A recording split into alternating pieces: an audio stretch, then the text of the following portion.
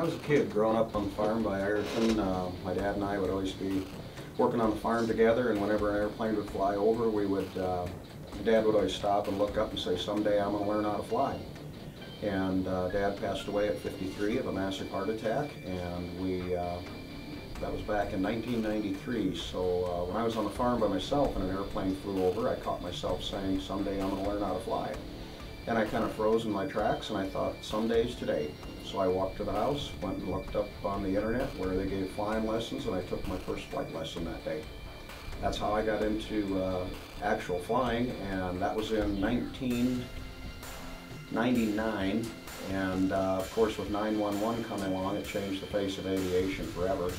The aviation world was turned upside down because of that one single event.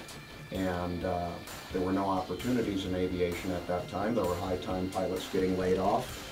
And to make a long story short, I flew recreationally for 10 years, and then I was out flying upside down and doing some aerobatics, and flew over a friend's house of mine, and that friend happened to be with Countryside Ag, and he was in chemical sales and needed someone to aerial applicate his products.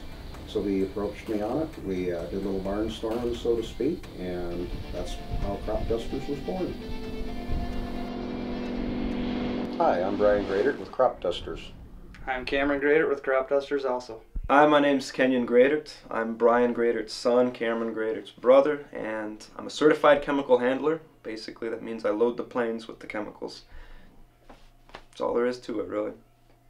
Well, I'm Colton. I am a certified handler, and I do some maintenance stuff. I'm Brian's wife, Charla, and I have 3 sons, Kenyon, Cameron, and Colton.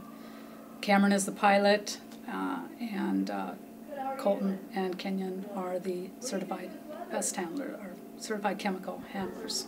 Geared 301 air tractor with a Pratt & Whitney 1340 radial engine built in 1941.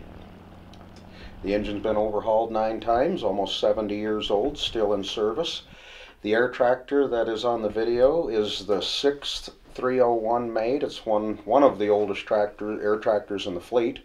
It's been overhauled and upgraded, and still in service. Still safe to fly? Pardon? Still safe to fly? Is it safe to fly on Wednesdays and Fridays? Well, I have been flying with Dad ever since he started, jumping in the passenger seat. He's been showing me things for a lot of years.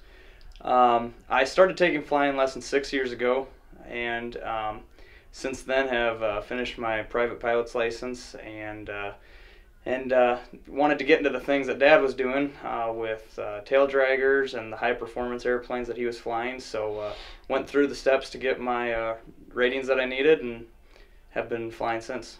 This is our 2nd season. Last year we started with a Piper Pawnee.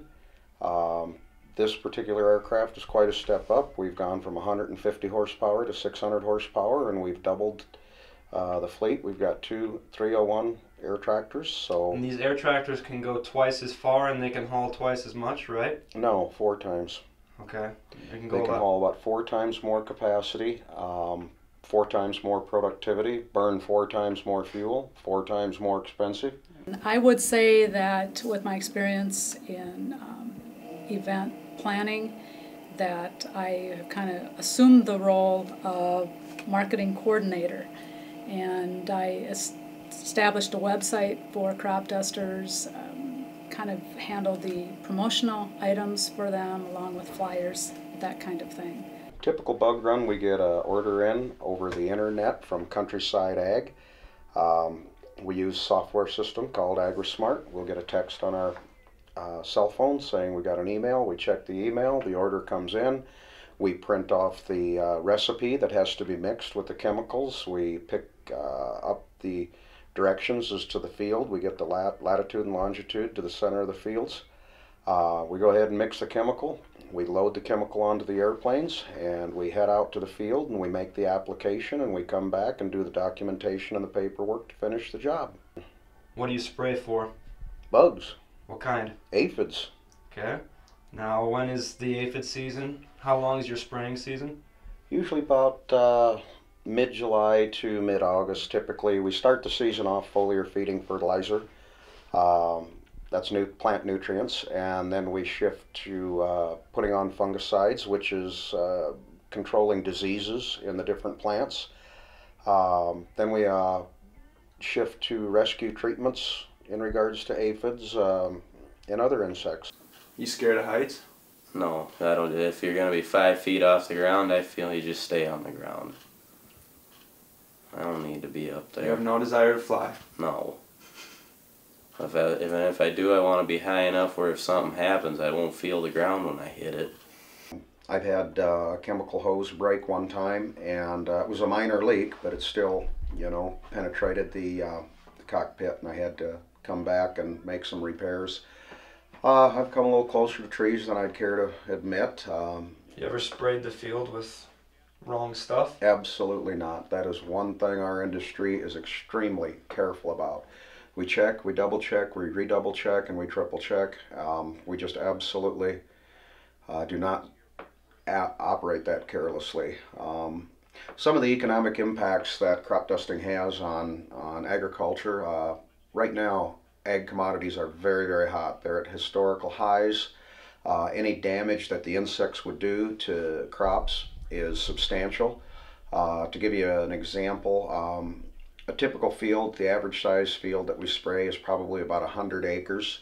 For each one of those acres, it generates about $1,500 worth of corn per acre. So you take that times 100 acres, that's $150,000 per field. If the bugs damage 10% of it, that's a lot of money. And aphids are born pregnant, and they can do a lot of damage to crops. So it is really important what we do as far as food production to keep the people in the world from starving. We're very proud of what we do. We try to squeeze as much productivity out of every acre that we can. There's only so much land in the world, and the population is growing and growing and growing. So in order to feed the people, we have to produce more on what we have, and that's where crop dusters come into the picture. We try to squeeze the most profitability out of every acre that we possibly can. That's interesting that you asked that. I've been asked from different people before, just when my husband was involved in flying, period, because people consider it very dangerous. And there isn't very much room for error when it comes to flying, less for crop dusting since they're so close to the ground. But it's one of those things, as Brian got involved in flying, he did aerobatics, and he was involved in tailwheel experience and had a lot of training. So I guess I was real confident with his ability to fly. And I guess the fact that he loves it so much, if something would happen to him, I am a Christian, and if he's not going to go a day before he's supposed to, and if it's going to happen in the air, I would accept that. He loves it, he enjoys it. It's probably the most enjoyable thing he's done in his life, even since he started the crop dusting business. Crop dusters spend hours after hour after hour between 0 and 20 feet.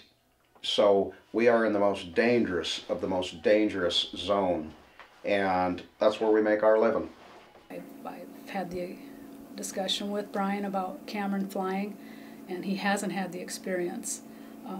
I'm getting more comfortable with him flying because I've been told things like his hand-eye coordination is amazing, and he's done exceptionally well with the training he's had, but experience is a lot, and that's one thing he lacks. Regular flying is done at much higher altitudes. Straight If your engine quits in a normal airplane, if your engine quits and you're at 10,000 feet, you can probably glide 7 miles in distance.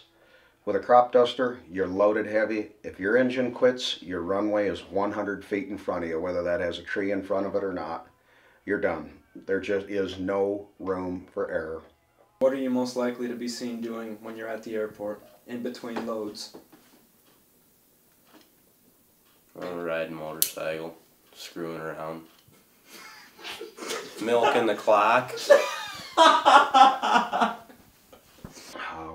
We'll cover a half mile in 12 seconds going across the field. That means we'll have to follow the contour of the land. We have to turn our booms on. We have guidance. It's called sat-lock systems, GPS guidance. We have to fly right and left. We have to stay right on our swath runs, plus follow the contour, plus throw our booms on and off, plus we have to monitor how much chemical we're putting on, plus we have to keep track of our drift, plus we have to watch out for obstacles, plus we have to monitor our engine instruments to make sure that everything's functioning normally, plus we have to be very aware of our surroundings, whether there's a vibration or a noise or the hairs standing up on the back of your head just telling you something's not right. Your mind's going a million miles a minute, and you got to be on top of it all, or the end result is not good. Why do you do it? Do you do it just for money? Because it's good pay? Absolutely not. For fun. Why do you do it? Do it for the love of flying, the excitement. It's like riding a roller coaster all day long.